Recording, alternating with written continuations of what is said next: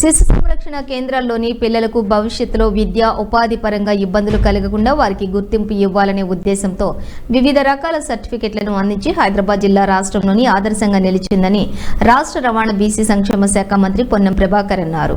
బుధవారం కలెక్టరేట్ సమావేశ మందిరంలో శిశు సంరక్షణ సంస్థలలో ఆశ్రయం పొందుతున్న పిల్లలకు ధృవీకరణ పత్రాలను పంపిణీ కార్యక్రమంలో మంత్రి ముఖ్య అతిథిగా పాల్గొన్నారు.